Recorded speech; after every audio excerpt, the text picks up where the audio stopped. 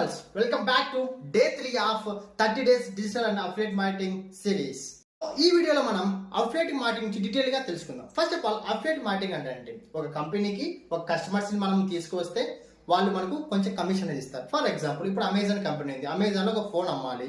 So Amazon account మీరు ఒక create చేసుకొని దాంట్లో అఫిలియేట్ లింక్ క్రియేట్ చేసుకొని మీరు ఒక పర్సన్ కి మీ సోషల్ మీడియాలో ప్రమోట్ చేసి ఎవరైనా ఆ పర్సన్ మీకు ఆ పర్సన్ కొంటే గనా ఆ ఫోన్ కొన్నట్టయితే మీకు ఇన్కమ్ వస్తుంది. సో దాన్ని మనము అఫిలియేట్ మార్కెటింగ్ అంటాం.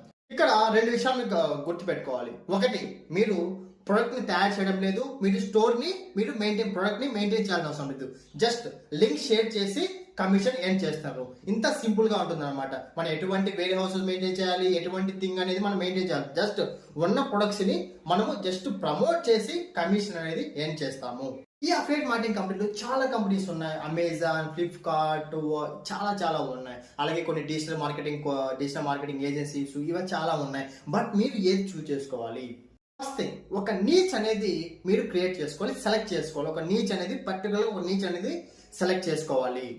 సెకండ్ థింగ్, ఒక అఫిలియేట్ లింక్ అనేది క్రియేట్ చేసుకోవాలి. అండ్ థర్డ్ థింగ్, ట్రాఫిక్ ని బిల్డ్ చేయాలి. డైలీ ట్రాఫిక్ ని మనం క్రియేట్ చేసుకుంటూ ఉంటే కనుక లింక్ షేర్ చేసామా సేల్స్ ఆటోమేటిక్ గా జరిగిపోతాయి. సో ఈ డిజిటల్ యుగంలో అమౌంట్ సంపాదించడం చాలా ఈజీ. బట్ కరెక్ట్ స్ట్రాటజీ ఉండాలి, కరెక్ట్ మెంటార్ ఉండాలి, కరెక్ట్ ప్లాట్ఫామ్ ఉండాలి.